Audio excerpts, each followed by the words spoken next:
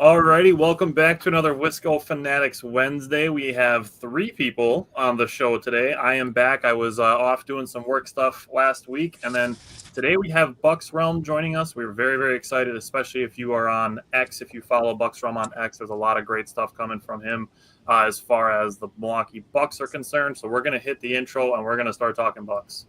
Welcome to another episode of the Wisco Fanatics Show, where we cover the Packers, Bucks, Brewers, and Badgers basketball and football teams from an optimistic and realistic perspective.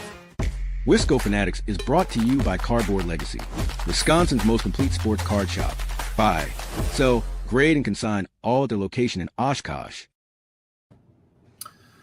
Alrighty, so here we are. We got BucksRealm on the show. We're very excited to have him on the show. So, BR, I'll give you a chance to kind of introduce yourself and let us know what you're up to, and we'll start talking some Bucks.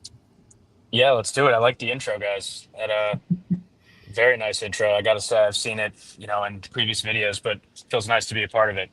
Hello everyone. It's good to meet you guys. BucksRealm over on X. Feel free to check us out. As the boys mentioned, we are a Bucks page, news, content, and beyond. Just happy to be here, talk some Bucks. It's been quite an exciting off season, and we'll get to a bunch of different talking points here today, and just happy to be here. Thanks for having me, guys. Taylor, welcome back. So, the biggest piece of Milwaukee Bucks news that we wanted to start with is we have to talk about Miles Turner.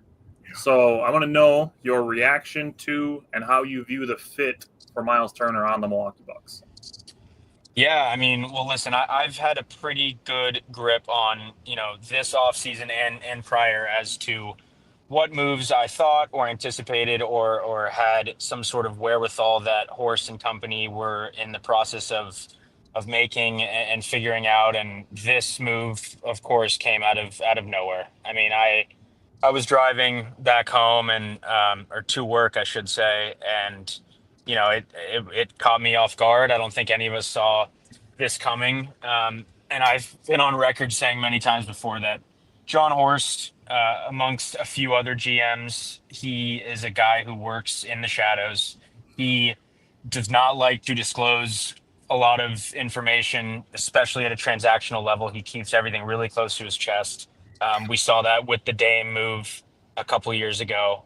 And it was shocking to see the initial fallout from that trade, obviously seeing it go down on Twitter. And then the second thought first thought is, wow, Miles Turner's a Buck. And the second thought is what's going out for him. And not a lot of people at the time foresaw the Dame news coming. I remember having a conversation with my dad shortly after I gave him a call and sort of hinted at what I thought would be some sort of move for Dame. So I was less caught off guard in the secondary move from the Turner transaction than most. But, just before I get into Turner quickly, I just want to give my flowers to Damian Lillard. He came into a very tough situation 2 years ago. It's no secret that he didn't necessarily want to be in Milwaukee. Wasn't a slight at Milwaukee specifically. Rather, he had destinations that he preferred. Of course, Miami being at the top of the list. And again, speaking to Horst, who sort of grabbed him out of nowhere, he came here and was dealing with a ton of off the court issues, family, a divorce, being away from his kids. He's always been a family man from the very start. And despite conflicting reports from all these big national media outlets over the past 2 years that he's unhappy here, X, Y, and Z, he gave this team everything. And, seeing how it ended, especially for him to likely rush back after that blood clot injury and the calf strain and to see it end the way it did, I feel terrible for him. And, I wish him nothing but the best for his career. I'd love to see him, get to the top at some point with another franchise. Hopefully not Boston. Right. We're a strong proponent of athletes being people. So we definitely talked about like how off the court stuff can affect you personally and can affect your on the court play. As far as the Miles Turner and Damian Lillard thing kind of relates to Giannis, which we'll get to in a second. I just want to say, like you mentioned, horse moves in the shadows. I wrote in my notes that horse moves in the shadows at night. Like, just because the general public had no idea that last, 2 Tuesdays ago was going to mean that the Bucks were getting Miles Turner and waving, stretching Damian Lillard, just because we didn't know that was happening doesn't mean that nobody knew it was happening, up to and Correct. including Giannis Antetokounmpo. And then we get, the one report that says Damian Lillard is pissed or that Giannis is pissed that Dame is out. And then we get another report from Shams like a half an hour later saying that Giannis has been in contact with Miles Turner over the last 24 hours, recruiting him to play in Milwaukee, and they wanted to play together. So I just wanted to throw Yeah. out there that just because everybody doesn't know doesn't mean that nobody knows. No, that's a salient point. I think, just going back to the original question before we sort of hop into that dynamic, just in terms of Miles Turner's fit, looking at where we are today, he fits flawlessly into this team. I mean, I've loved Miles's game forever. I mean, on my page, I started about a year and a half, 2 years ago, as much as myself, you both, I'm sure, and the rest of Milwaukee and beyond hates Indiana. I have respected Miles from afar for a long time. This guy's been on the trading block for a decade, and obviously not at the capacity of a Giannis, all world accomplished player. But I've seen parallels in the sense of how people have tried to push Giannis out of Milwaukee for 10 years. And, Miles kept his head down throughout. Also, again, speaking about these guys as people, he seems like a great dude. I saw something that, I was in some sort of discourse on Twitter, and somebody mentioned something that sort of struck a chord with me about Giannis sort of missing this quirky, carefree energy around him that you had from a Drew Holiday and a Chris Middleton. And when those guys left, and you bring in a Dame, Dame is as cool as they get, right? Like he's NBA's 75 guy. He's built up this lore about him, and I think bringing in someone like Miles, who's sort of that carefree, laid back guy next to Giannis, I think the chemistry will build quickly off the court, and then on the court, his ability to stretch the floor. I mean, he's led the league in blocks in the 2020s. Yep. He's done it in 61 fewer games than Gobert, who's in second. I mean, he's been a rim protector at the same level as Brook Lopez, of course, now getting a lot younger and more dynamic. So I think he fits into this team great. Yeah, I wanted to throw that out there. When they did the Miles Turner intro press conference, greetings from Greece and Milwaukee. Welcome back. The intro with John Horst and Miles Turner, and John Horst saying, you looked at the ways in which we could potentially get to that, adding Miles Turner to the roster, and truly take our team and retool it, rethink it, modernize our style of play, impact Giannis and his development and his growth as a playmaker, and the way that Doc put him in positions at the end of the season in the playoffs. That, to me, when you talk about the way that the Bucks played after the Dame injury, and then the way that they are now so much younger, and thanks to you put out a great stat about the way that the Bucks, like how much younger they've gotten just in the moves that they've made to this point, and I still think there's an opportunity for them to get a little bit younger even still. But the Bucks want to play the way that they played in the second half of March and April, which is fast, with Giannis having the ball in his hands a ton and everybody playing off of that. And in my mind, and I've said this before, I've said it with Jake a ton of times, I've wanted Miles Turner for years. And the way that I saw it was that there was a 1, 2, 3 of the best floor spacing bigs with defense that you could put next to Giannis. Brook Lopez was always number 3 on that list for me. Miles Turner was always number 2 on that list for me. And the only guy that you could put next to Giannis that would be better in terms of floor spacing and defense in my mind is Anthony Davis. And that's just not realistic. So for me, Miles Turner has always been the best option for somebody that you could put next to Giannis. And the way that they talk about him, he's 8 years younger than Brook Lopez. He is significantly faster, more athletic. You just mentioned more impactful at the rim defensively. I mean, the fit is, like you said, flawless. It really is. And, you hear the introductory reports and then we get Doc and Horst and Miles sitting together at the summer league and sort of giving that introductory press conference. Interestingly enough, I'm not sure if you guys knew this. That was the first press conference, intro official team sponsored press conference that the team has had in at least 8 years. They didn't have one for Dame. They did have the parade, but for whatever reason, this team hasn't done that for a free agent in nearly a decade. Didn't do it for Drew. So it was interesting to see the reception. And I think it was a marketing tactic, first and foremost, just to start to build some buzz around this guy. Yeah. For those who haven't got a chance to watch that summer league introductory presser, it was about 20 minutes long, but it was awesome to see those three up there. Really A+ media work from all three of them.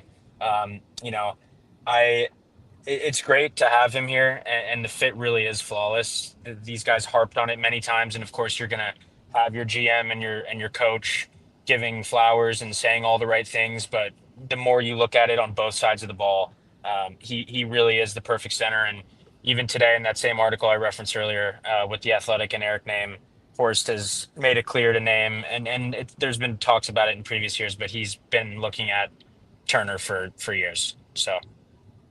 Interesting. You know what? Now that you brought that up about they haven't introduced a guy, I'm like, dude, they haven't introduced a guy. I didn't even think about that until you brought that up. Yeah.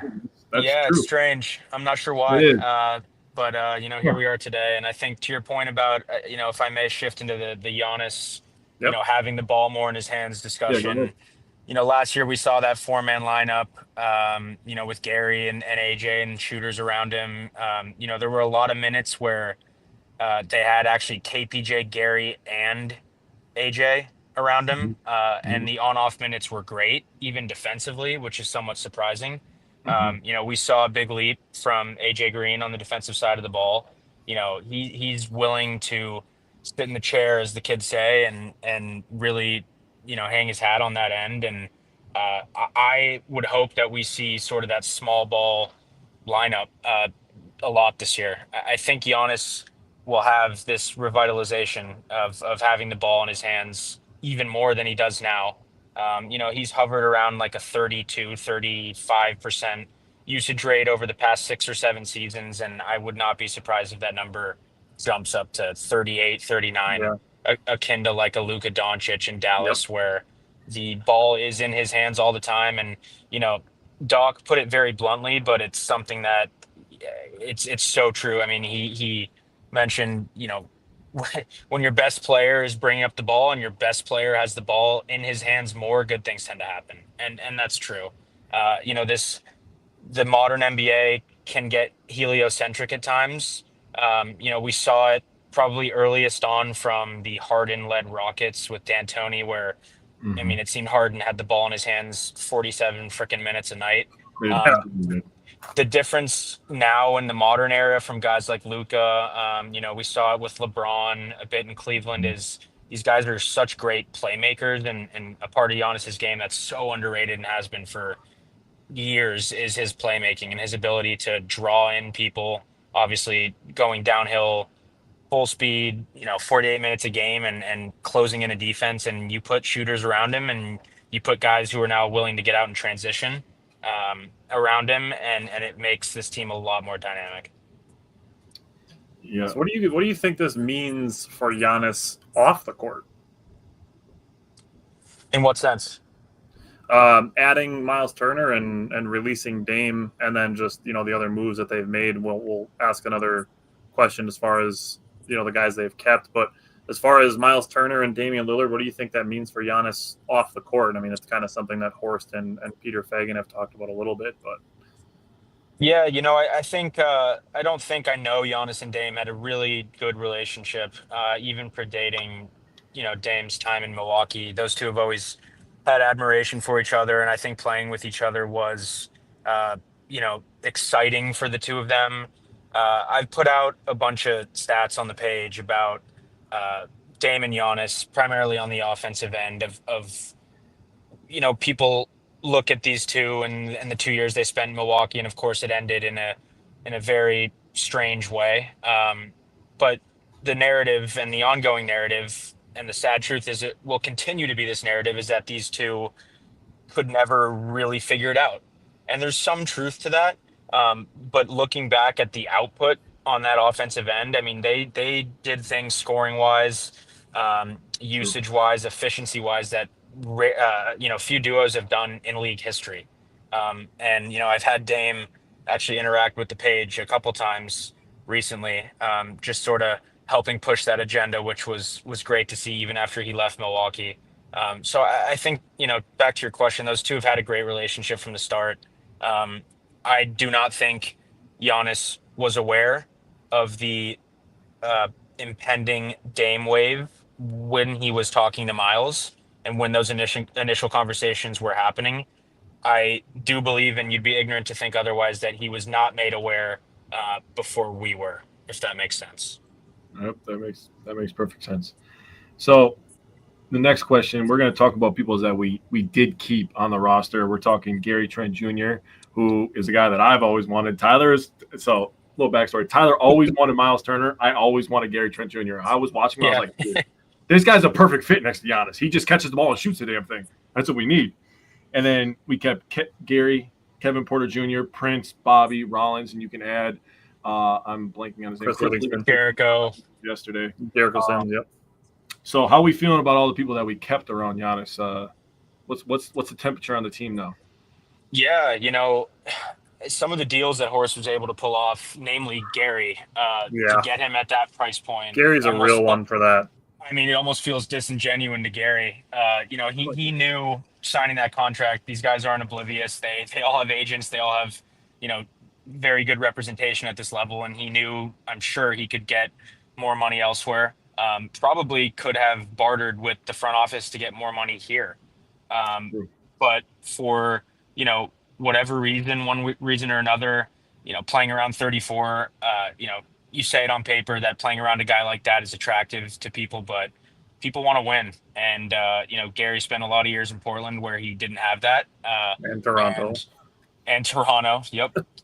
He's been in a lot of dysfunctional situations, and part of me was concerned after the Dame fallout about Gary. I've been harping on the Bucks finding a way to bring him back from the very start. And I actually never had any concern that he'd be moved. But, he and Dame have been close. And after the Dame fallout, those first concerns started to happen. But bringing him back at that price point especially is huge. Rollins as well. KPJ, I just sort of thinking about starting lineups. I've seen sort of back and forth on guys wanting KPJ to start, guys thinking Rollins is ready to take that next step. I'm curious as to what you guys think. For me, it's I envision, I like throwing Rollins out there with the starting unit. Give me Rollins, Gary. There's two. What do I expect Doc to do?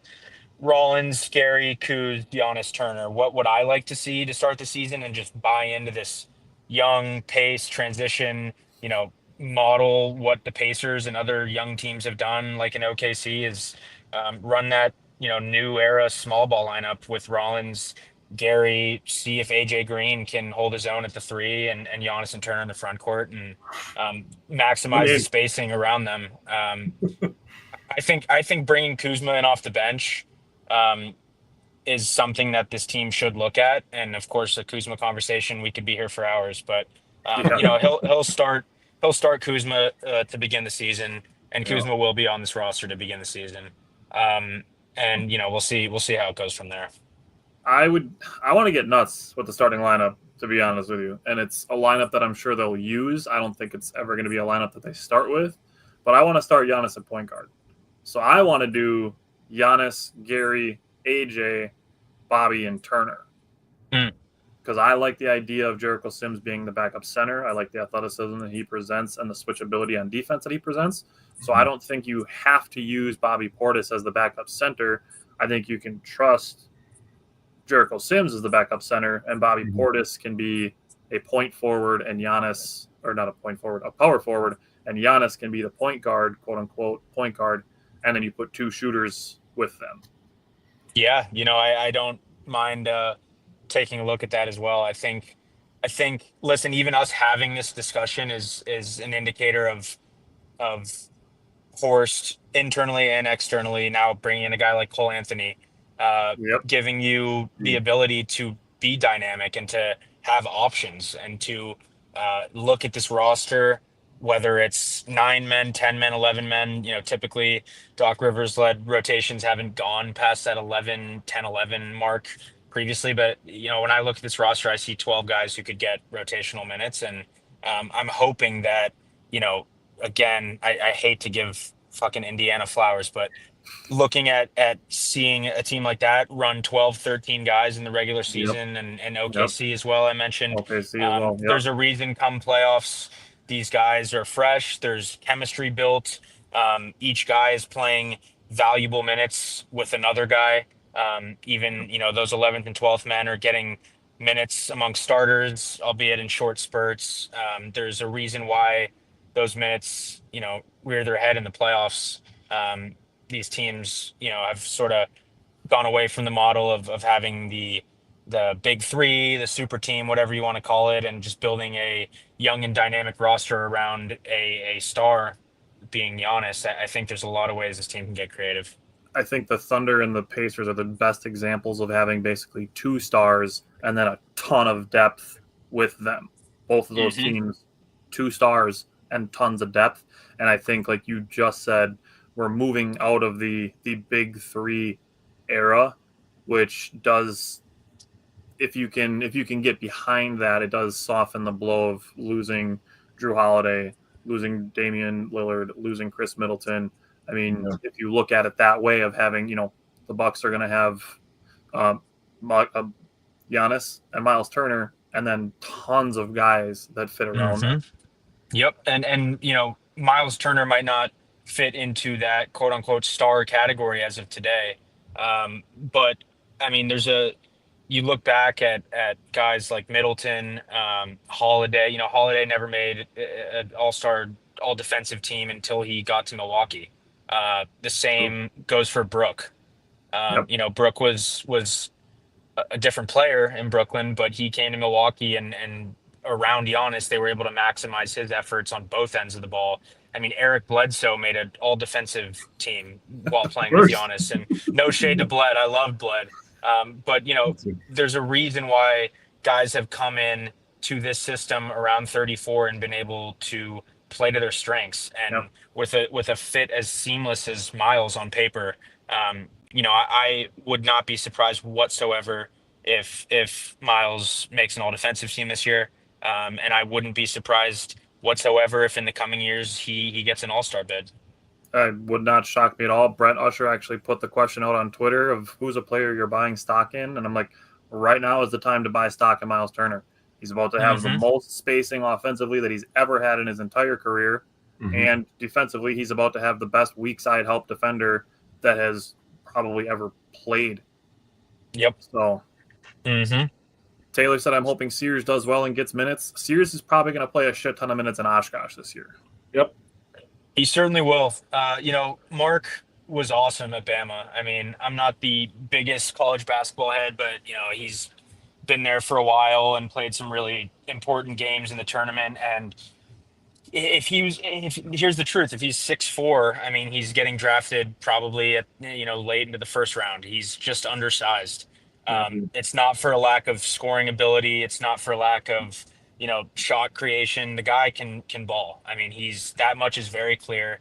But he's undersized. And historically we've seen, especially now, I mean, think of off the top of your head, undersized guards who can get to their own and create shots, sort of that mold of like a Kyrie, Chris Paul in his prime. If you want to go back that far, like those guys are kind of few and far between these days. A lot of these engines of these offenses, these guards, these point guards who can create for themselves are bigger these days. And that's what Sears was at Alabama. So, it'll be interesting to see if he can translate it to the next level, but it won't be for a lack of game because he has game. Yeah. Got a comment. I'm sorry, I don't know how to pronounce the name. Steve, welcome. Said, these days, Greek basketball fans are very happy because Michael Jordan and Giannis are here with several Bucks players. Also, an acquaintance of mine from Sepolia who knows Giannis well told me that Giannis will be with the Bucks for many years. hoping that's true. And like we've said, John Horst seems to be doing everything in his power to keep him. And Jake, we were talking about it before the show about Peter Fagan's comments. That was the funniest thing ever, dude. Funniest thing ever, dude. I was geeking for like 20 minutes. Peter Fagan talking during the Bucks Summer League games and basically saying that the Bucks laugh internally at the amount of external chatter as far as it relates to Giannis. BR, I'm sure you've seen that as well. Do you have anything you want to throw out there on those comments? Sorry, I had a work text outside of my my Bucks work. No, I saw the Fagan comments, and I even in the presser, sort of Horst and Doc mentioned the same thing, discussing the narrative outside of Milwaukee, and Horst let out a pretty solid grin that made me chuckle. Giannis loves Milwaukee, and Milwaukee loves Giannis. And, I think, again, to our point earlier, this team has proven for better or for worse that they're willing to lay it all out there and make moves as they feel are necessary to maximize his time here. And that's clear to Giannis. And, we're lucky to have a guy like that in town, but I think he feels lucky to be part of an organization that wants to build around him and wants to continue to keep him at the forefront and find a way to win with him. It's a great relationship, and the symbiosis that those two parties have had from the start has just been awesome to see. Yeah, I think my initial reaction, I literally was like crying, laughing. I was like, "Oh my god, dude, he's not messing around anymore. He's literally just gonna lay the hammer on these dudes' heads and be like, stop talking about Giannis. He's not leaving." And that was the funniest thing for me. So you talk about Giannis. He's a big guy. We talked about another big guy, Miles Turner, who we're bringing in. We brought Bobby Portis back, and we've been talking about depth, how this team has really built a lot of depth. And a guy that we forget about sometimes is Tyler Smith. He's looked pretty good, in my opinion. He's still got to work on his corner jumper a little bit. If he gets the corner jumper down, he's going to really get some minutes. But what kind of role do you see Tyler Smith having next year, if any? Yeah, I mean, I think the Tyler Smith agenda, if you want to call it, on both sides has been overblown. I think we see, and part of that I'm at fault for. We see these off-season workouts of Tyler in the gym, and the guy can't miss, and his ability to handle the ball at that size and that age is super impressive. And then on the other end of it, these first couple summer league games, the shot hasn't been falling. He's been able to get to his spots. The 3-point numbers have been, I think he's like 1 for 16. It's been bad. I mean, there's no sugarcoating it, but people overblow that side of the coin too, that he's not ready to get minutes. He's, his game isn't NBA ready. And I think, it lies somewhere in between. I think Tyler, his skill set is something that this team could use more than anyone. He could be that quote unquote X factor if he's able to even play 7-8 quality minutes a night during the regular season. He is only 20 years old, and I think people are forgetting that at times. And it's worth us remembering that Doc doesn't play young guys. It's blown up in his face at times in previous stints, even before Milwaukee. It's going to be interesting to see how he handles Smith, but I actually put out a report very early that I had heard from people that I talked to in and around the team that they were looking at, Smith playing more minutes at the 3 as opposed to the 4. It's so exciting. That's so fun. That's so fun to play with. It is. And Smith is, he's 6'11", 6'9" to 6'11", depending on different reports. I mean, the way they measure these guys today, it's hard to even freaking know how tall these guys are. But, he's tall and he's young, and his skill set is dynamic. And I think if you are able to give him quality minutes at the 3 in short spurts, I think it helps this team tremendously. Yeah, that's fun to play around with. But we're going to let you go. We're going to let you get off to the rest of your Milwaukee Bucks dealings that you have. But we really appreciate you taking the time to hop on with us. Like I said, we love the way that you act on Twitter. I mean, you have great input and output as far as the Milwaukee Bucks are concerned. So anybody that's on Twitter, X, definitely follow BucksRealm, and hopefully this is the first of many times we have you on the show. Yeah, guys, again, I appreciate you having me, and would definitely love to be back. I think it's a super exciting season we have here, and I'll leave in saying I don't think it's far-fetched by any stretch of the word for this team to win as many games as they did last year, if not more. Oh, yeah. Yeah, agreed. And I think people, are having issues and hesitancies in getting to that headspace, and I think that with the roster in front of us today, which it's certainly possible we could see more changes. I think this team has gotten younger, faster, more dynamic, and there's a reason that Giannis will come back refreshed from Greece and be excited for this next year. We should be too. Absolutely. Couldn't agree more. All right, well said. And like I said, we'll be in touch, and hopefully we have you back soon. And thanks for hopping on with us. We appreciate it. All right, thanks again, guys. Be well. Have a good one, man. Oh, Hey, awesome. Giannis isn't focused on basketball last night. Did you see his last TikTok, bro? Dude, he needs to chill. He's talking about baby number 5, and it's He like, said 101, babe. He's 101, babe. he's gonna have a whole starting lineup of kids, is what I said. He was going nuts. I was like, "What is going on with this dude, bro? He's going crazy." It was cool to have BucksRealm on, and Yeah, man. like I said, hopefully it's the first of many times that we have him on with us, and we can get more time with him. But we want to always make sure that we're respectful of our guests' time. So he had 30 minutes to spend with us. He even took like an extra minute or so just to say things that we agree and we believe as well, that the Bucks roster looks a lot different, but that's not a bad thing. No. So exciting times. I have lots of thoughts on the Bucks. We're gonna have our time and we can give our thoughts out too. But I really love that we were able to give him a floor to not just type some stuff out. Again, BucksRealm is a great account. He puts a lot of great stats. So if you guys are really looking to, learn some stuff, learn some stats, if you're a stat number nerd like we are with sports, he's a great account to follow. This is our first time talking to him, so he seemed super down to earth, super nice. So I'm pretty pleased with that relationship that we're building with him, and I hope that we're able to get him on a few times during the season as well. But I love that I feel like he already has the same mindset as us. Mm-hmm. Where like he's positive, but like he can also be optimistic and realistic at the same time, which is something that we've been doing for a couple of years now. So I'm just really happy about the relationship that we're building with him and stuff. So he's got, he's not going to be, outwards and being saying, like, oh yeah, I'm tight with Thanasis and that's how I know stuff, but he's got legit connections to the team. Like, it's not, I'm not saying that he's, got Giannis on speed dial or anything, but I would say he's just as reliable as anybody else who's claiming to have quote unquote league sources, which has just become a phrase that just pisses me off every time I see it. But Steve said the media influences perception, and it absolutely does. And we've talked about the 4-letter network that we've lost so much respect for over the last 5 to 10 years.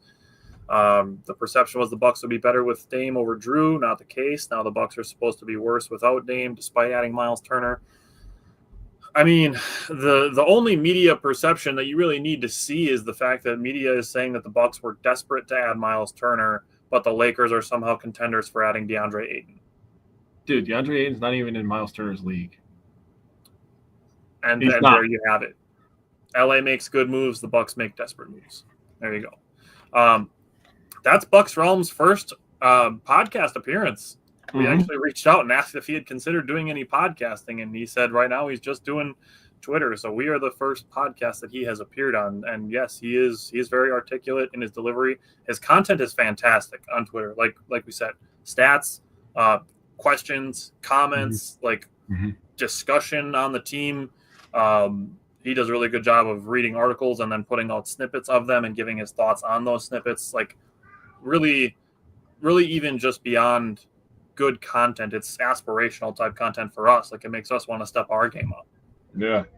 So honestly, and having relationships with people like that carry themselves like that makes me feel good. Yeah, those are the type of people that we want to be associated with. Yeah, it makes me feel like we're in that class too, where because we're trying to put out the same kind of content where we give people good information but entertaining at the same time. So, and I'm quality. really happy right now. And for his first podcast, he did fantastic. I'm sure by now he's had a couple minutes to take a breather, and the adrenaline's kind He of. sent me a message already, so I'll read it when we're done. But oh, he messaged already? He did. Yep, he did. The first part of the message says, "Thanks again, guys. Wish I didn't have to rush back to the desk job."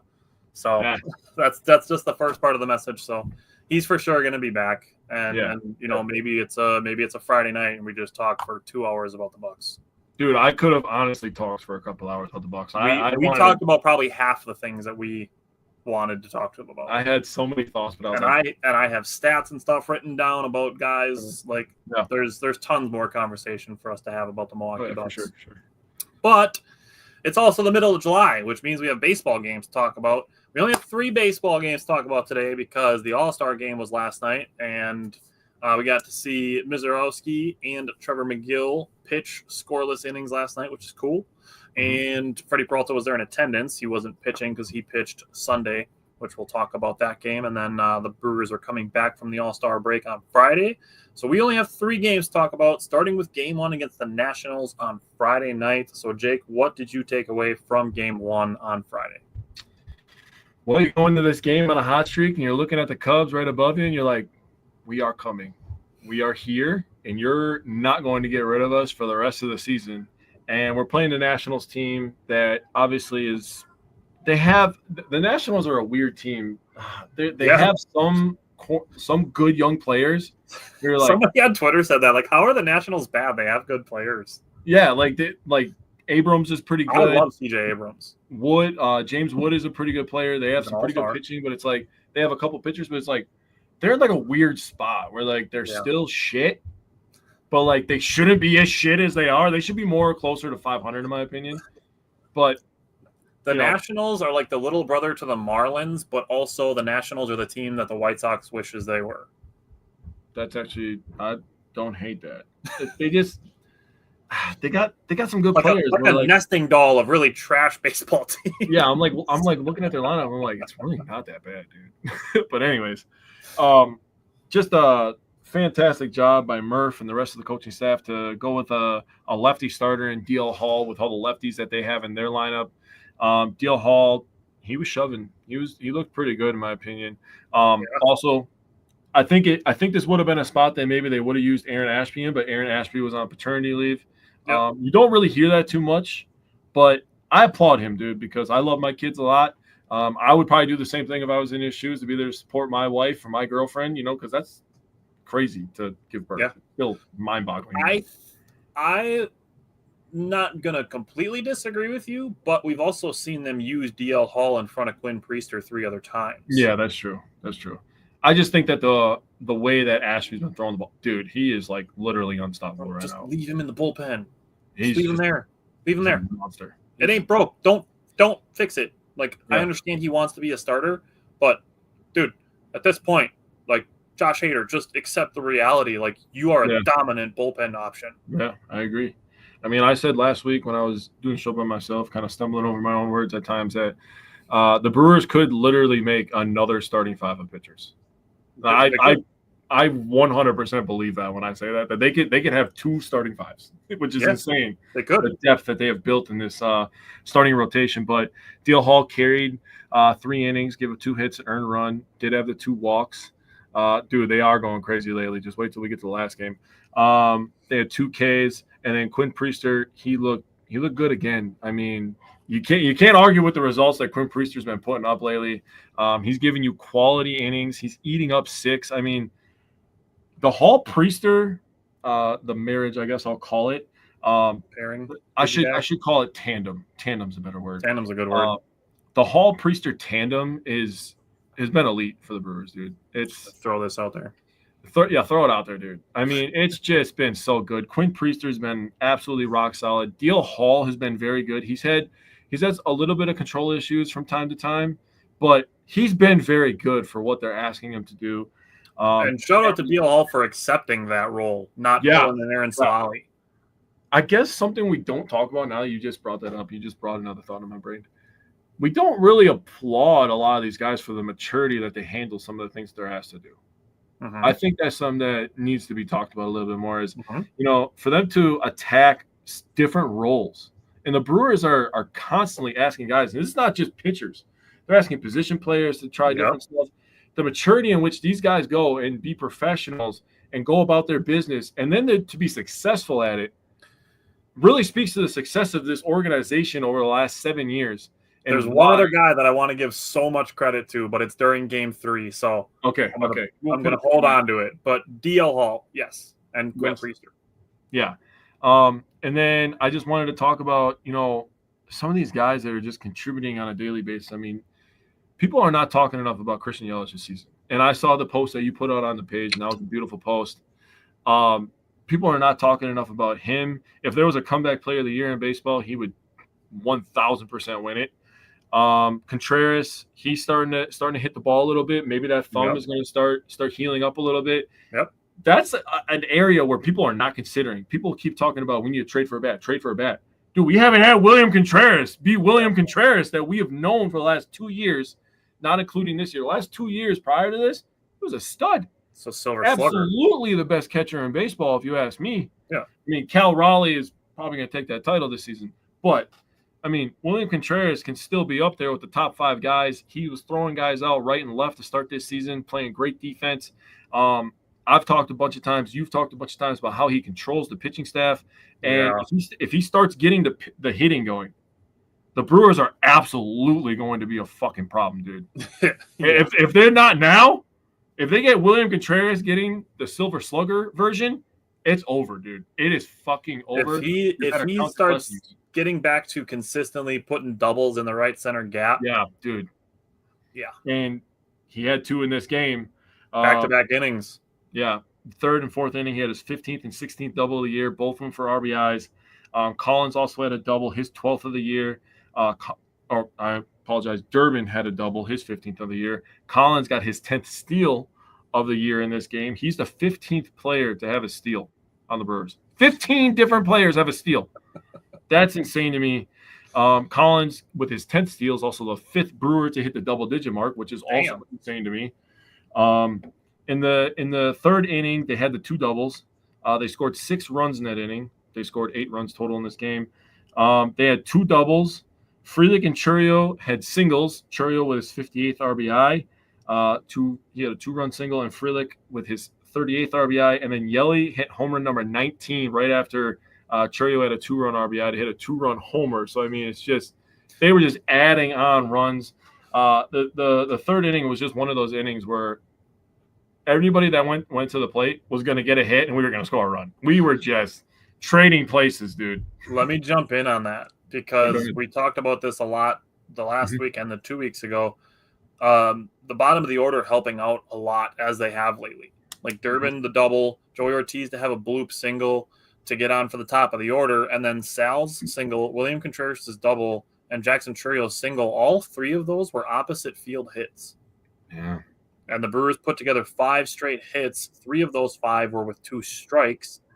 And then Christian Yelich's 19th homer, like you mentioned, made it 6 straight hits for the Brewers in that inning. Just dogging the Nationals. Dude, that's where they keep talking about it. Like the relentless nature of the team, the consistent nature of grinding at bats. Like Pat Murphy talks about it, like that there's not any one thing that he would put on, the team. Like they're not a big home run team. They're a very good defensive team and they're a very good pitching team. But the word that he used for what best describes them pre-All-Star break was compete. They're also a really good base running team, which people don't take into consideration enough. Going from 1st to 3rd is a big deal on a single. Yeah. Because you're getting a guy that much closer where you can just hit a sac fly and you can get a run. Yeah. And then obviously the threat of all the people that they make bunt.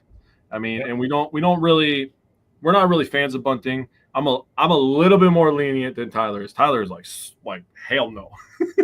Unless it's a situation out on purpose, just go straight to the dugout. I absolutely understand where you're coming from. And I agree with like 95% of it. But just that threat of that with the Bryce Terangs and the Sal Freliks and how fast they are, the speed factor is just God. The Brewers are a fun team. Yeah. Honestly, these last couple of days not being able to watch them has really fucking sucked, dude. It's been kind of boring. Dude, all right, I'm ready for the Brewers to be back. I'm like, dude, I gotta wait till Friday night at 9:00, dude. Jesus Christ.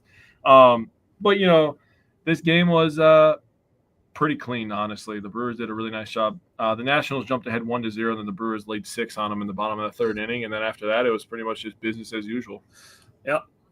So DL Hall, he allowed the first 2 guys to reach, and then he had 2 nasty strikeouts to end the first inning. The first one was on a 96-mile-an-hour fastball, and the second one was on a huge bending curveball that him and Ashby must be competing to see who can throw the curveball that starts the highest and ends the lowest. The 2 of them have just huge, nasty curveballs, and then Hall throws 96 and Ashby throws 97, 98.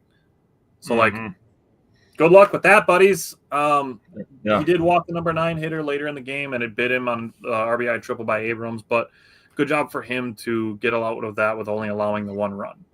He pitched the 3 innings, the 1 run. Quinn Priester comes in, immediately gets a 1-2-3 inning with 2 strikeouts. He pitches the final 6 innings, and the Brewers only used 2 pitchers the day after an off day. That is Pat Murphy. Obviously, the coaching staff is part of that. We talk about Chris Hook being a very respected member of the Brewers coaching staff, and Jim Henderson as well. But Pat Murphy making the call to use DL Hall as the starter, for him to not just go an inning or 2 innings, to go 3 innings and piggyback Quinn Priester, who gets to go 6 innings after that because you pitch him with a lead. That's fantastic work. Taylor mentioned Nasty Nestor is coming back soon. He's going to get traded. I was just going to say maybe. He's getting traded. 100%. If they're getting rid of a starting pitcher, yeah. Yeah. And I would rather trade Nestor Cortez than Jose Quintana at this point. 1,000%. I would love Jose Quintana in a playoff game over Nestor Cortez. Yes, I agree with you. Okay. And then we talked about the big inning, and we talked about William Contreras. So moving into game 2, we get Brandon Woodruff's first game back, and you get the weird his last game that he pitched was at the Marlins, and the second last game that he pitched was home against the Nationals, and now his first game back was at the Nationals, and his second game back was home against the Marlins. So it's kind of just one of those baseball things, that happens. And it's really cool to see. He had 2 strikeouts in the first inning. He had a 3-2 count with 2 outs, gave up a solo home run that bounced off the top of the wall, barely. And he had 7 strikeouts through 3 innings pitched. Top of the inning, he did give up another solo home run. The 2-out solo home run that he gave out in the 4th inning was much more well hit.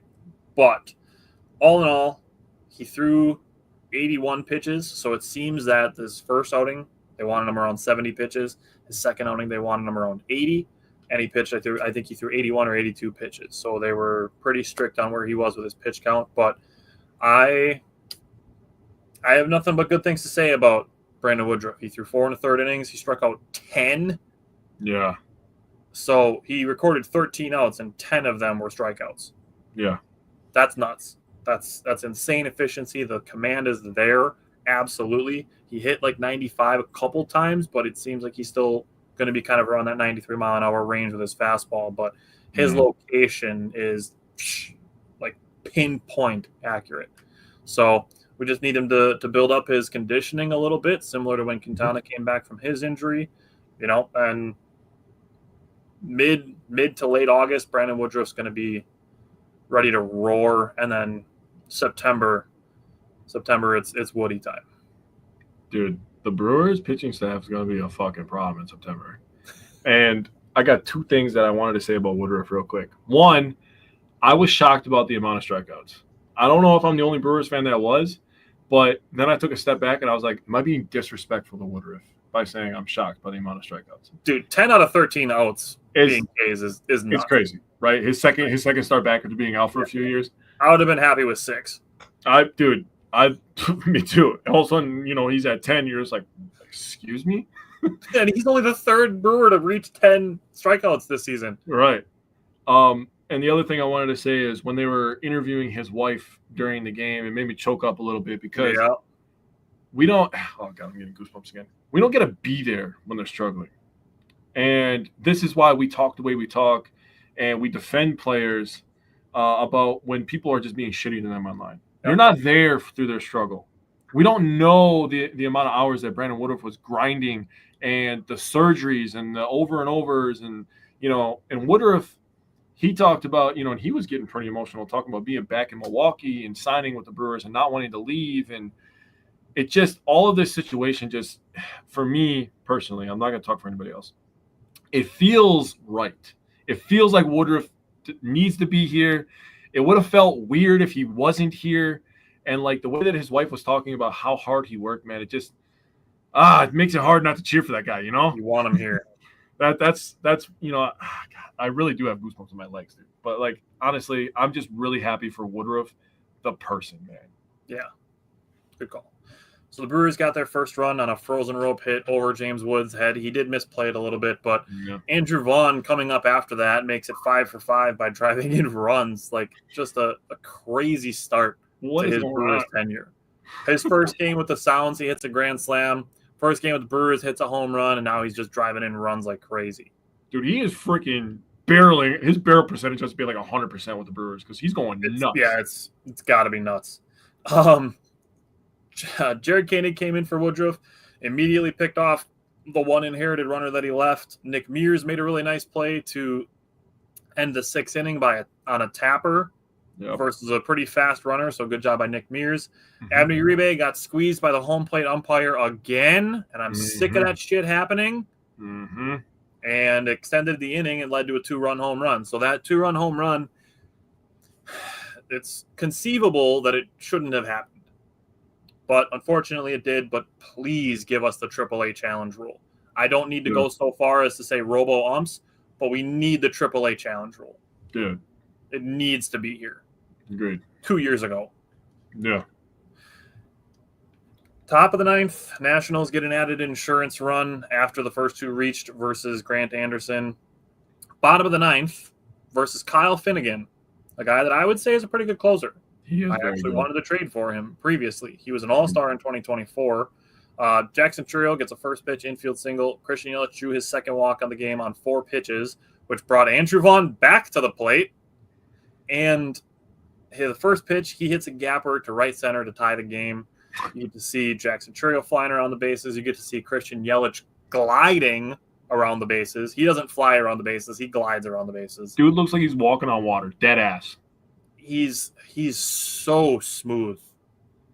Yeah. And I understand that Javier Baez is really good, but I'm going to say, from our perspective, that Christian Yelich is the best base runner in baseball. He's definitely in the conversation of top 3, no matter who you're a team of. Yeah. So, after that, Andrew Monasterio comes in to run for Andrew Vaughn, and this is where you were talking about guys who accept their roles, and they need credit for that. Andrew Monasterio could be at the top of the list. He could be number 1 on that list, and I would not disagree with you. We've talked about him for 2 years, about how he comes to the ballpark with joy, and he wears it on his face, and that alone is reason enough to love him. Hell yeah. But for him to play 1 out of every 3 days and to not even be starting some of those days, to come in the bottom of the 9th inning in a tie game and to recognize that on an infield tapper ground out by Jake Bauers, that the shortstop did not go to cover third base and taking off and getting that 90 feet. Yep. That is such a locked-in heads-up play that cannot be understated. How impressed I am by Andrew Monasterio being that locked into a game to come into the bottom of the 9th and just recognize that and take off for third base. He's been watching a baseball game all day. And then to be that locked in, to come in and recognize, hey, CJ Abrams didn't go cover short, so I'm taking off. See, that's also to my point of how good they are at base running, dude. Valid. Wes said he doesn't flinch. I'm assuming you mean Andrew Vaughn, because dude, he's awesome. Who is this guy, bro? Yeah. All of Chicago hated this guy. Close to that video too, because Brian Anderson called that amazing. Honestly, it's funnier that he's successful in Wisconsin because it just makes Chicago hate him more, which is so good for me, dude. So good. Yeah. That's just an added bonus of that. And then Caleb Durbin on the second pitch that he saw delivered a walk-off single. So Kyle Finnegan, 2024 All-Star, threw 10 pitches. 7 of them, the Brewers did damage. Yeah. If you factor in Christian Yelich's 4-pitch walk, that's 4 pitches that led to 90 feet. But 10 pitches, 7 of them brought good things for the Brewers. So last thing I'll say, Caleb Durbin is the first rookie since 1971 to have 3 walk-offs before the All-Star break. Love that for him. Another rookie, just another guy who was kind of an afterthought. Yeah. In a trade. The Brewers traded a closer, got a starter, and they got a third baseman prospect. And here he is walking off games and playing good defense for us. You know, I actually wrote down something about Durbin. One of the main takeaways I was going to say is you're going through this Milwaukee Brewers lineup, and you know there's going to be moments where the Brewers are going to be on ESPN and stuff in the playoffs, right? I feel pretty confident they're going to be in the playoffs at this point. It's not a guarantee, but I feel pretty good about it. There's going to be moments in the playoffs where it's going to be Churio coming to the plate, and people are going to be like, "Oh shit, we don't want this guy hitting." Yelich is going to come to the plate. Oh, God, we don't want to pitch to this guy. You're going to get to the Contrerases and the Hoskins and all the big names, right? And the guy they need to be fucking scared of is fucking Caleb Durbin, bro, because he's been the clutch one, dude. I'm laughing. I could not believe, first of all, I could not believe they came back. The 2-run homer in the 8th, obviously, I was just like, oh, shit, man. Like, yeah, we can score 1 run. I mean, we're going to have 6 outs, score 1 run. The Brewers have done that plenty of times this year. Try to tie this game. They scored the run in the top of the 9th, and I was just like, oh boy. That run in the top of the 9th, I did like and I was like, oh boy, this is going to be tough now. For them to come back from that, this against a good pitcher, most impressive win. But to me, that shows a lot of mental toughness that this team has. Yeah, to be able to come back in that situation. That's insane to me. Obviously, I gave my thoughts on Woodruff. You covered a lot of the pitching. Really wanted to harp on this team is another example of how many ways this team can win. It's incredible the amount of ways. I don't have enough digits. I can't grow extra fingers, can't grow extra toes. I can't count any more things on the ways that this team can get things done. They have big innings. They can score late. They can score a ton early. They can beat you with pitching and defense. They're gonna steal bags. They're gonna do it all, dude. And they're starting to play really, really good at home, and they're playing really good on the road right now. So, and they're getting sky's the limit for this team. That the Cubs Brewer series. There's 2 Cubs Brewer series that are gonna happen in the second half of this season. Those are gonna be bangers, dude. The Cubs are still good. Don't get me wrong. They don't have the pitching that the Brewers do. They play very good defense, but they can hit the damn ball. Yeah. So it's gonna be like a classic clash like they used to have in football, where it was like the number 1 offense versus the number 1 defense clash. That's what I feel like with the Brewers and the Cubs, where the Cubs are a really powerful offense, and the Brewers are built on defense. And we took it out the mud. We got a lot of character to us. Like, it's gonna be really interesting how that plays out. But that game 2 win to win the series, it sucked that the Cubs won the last 2 games of the Yankees. Yeah. I was having a lot of fun on Friday night talking a lot of shit to Yankees fans, with the Yankees fans against the Yankees fans. I never thought I would say the word talking shit with Yankees fans, so that's why I messed up. But it was nice to have the series win going into the Sunday game. Yeah. So what stood out to you from Game 3? Well, first of all, Jackson Churio is starting to see the ball pretty fucking good. Starting to see the ball. The ball's growing. It's about grapefruit size right now, I would say. He's going to get to that point like he did last year, where all of a sudden it looks like a beach ball again. And Yelich is still hitting the ball well. He's still seeing the ball well. But we've had moments in this season where Hoskins was carrying the offense. Then it was Yelly. And I feel like now the baton is being passed to Jackson Churio. People can double check me on this next week or the week after, but it really feels like he's going to be the next one in line to kind of carry the offense and go on a disgusting stretch right now. Shit, I mean, he's got 16 home runs. Dude, he does, and he's over. What is he over now? Like he's at like 60 RBIs now, right? Or 50, Something like that. 50. But 60. I mean, he's very, very, very likely going to be in the mid-20s for homers. Yeah, and he'll get close to 100 RBIs, and he's playing a different position. And he's 21. And he's 21 years old. That is so sick, dude. And he's here for the next 9 years. Yeah. Including this year, obviously. But it's going to be a lot of fun, man. But we got to start this conversation with Freddy Peralta. Freddy Peralta with his 11th win, which leads all NL starters, by the way. Yep. If you didn't Tied know for that. the league lead. He went 6 2/3. He had 6 innings, no hit. He was absolutely dealing, looking like an all-star, and it was like, this guy's fucking good, dude. Yeah. All the people that were talking all that shit last year about he's not an ace. We got to trade Freddie. Why would they re-sign him? All this stuff. I saw a lot of crazy stuff. They better be apologizing every single day when Freddy Peralta is on the mound and being like, I'm sorry, Freddie. I did not mean to disrespect you. Because Freddy Peralta is an ace. He is absolutely all of that.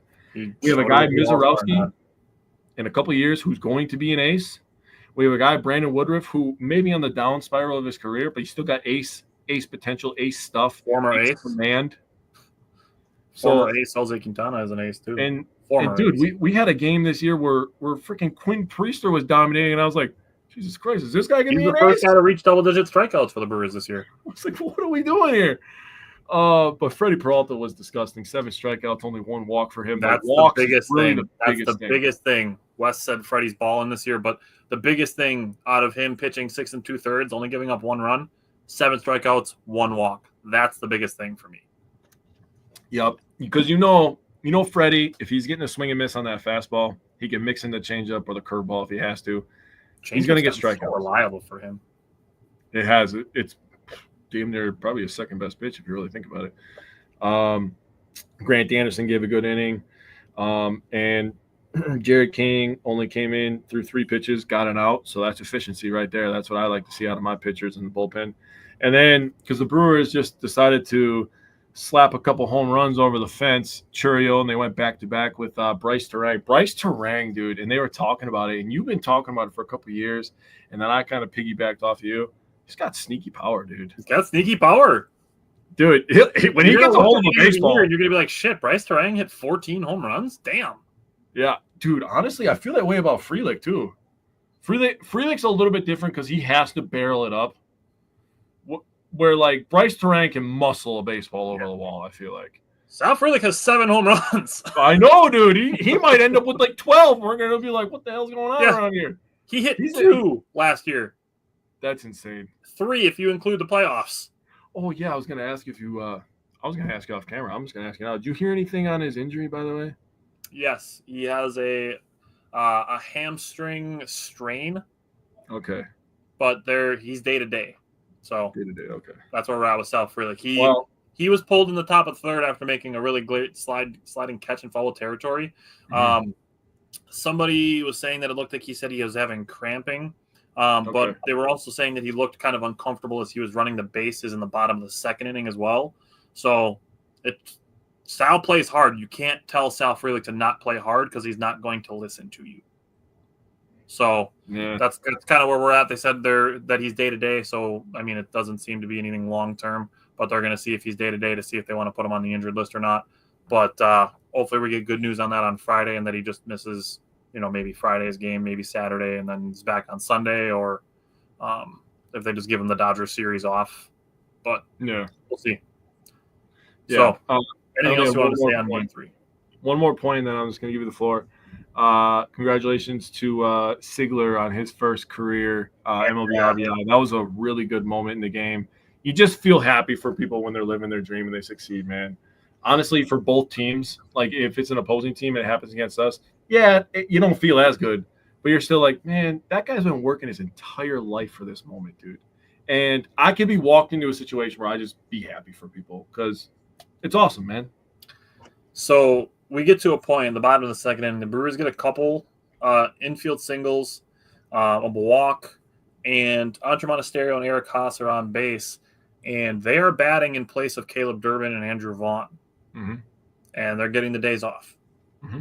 And people are like, oh my God, what is this lineup? Pat Murphy's a terrorist. And it's like, those three combine with 2 outs to score 2 runs. Patrick Murphy's good at his fucking job.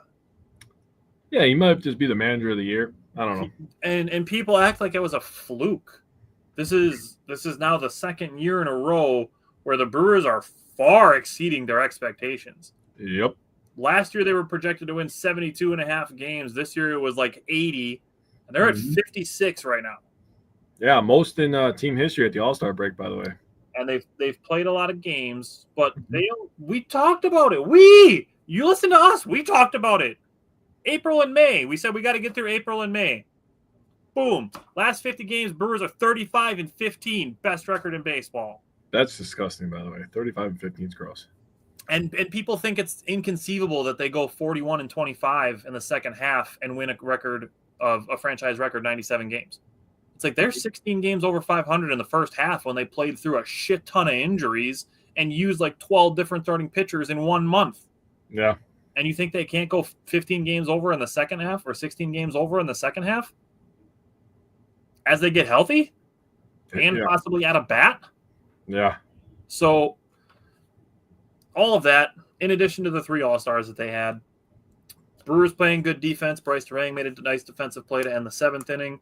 The top of the 8th inning, you mentioned Grant Anderson allowed the first runner to reach, and then he got a ground ball, and Bryce Terang and Joey Ortiz turned a beautiful double play on the leadoff hitter, which is tough because that dude flies. And then you mentioned all the hits that happened in the bottom of the 8th inning. But for me, it popped out. It's like, oh, this is the last time the Brewers are playing offense before they have a week off. So their last offense, they go Contreras single, Yelich infield single, Jackson Chourio 3-run home run, and a Bryce Terang home run for their last time that they're going to bat before a week off. Pretty good. I'll take that. So keep an eye out on the page. We're going to post some more stats tomorrow and Friday before the second half, quote-unquote second half, more like second 40%. Gets ramping up, and we're going to put some more stats out on that like we did with Christian Yelich on Monday.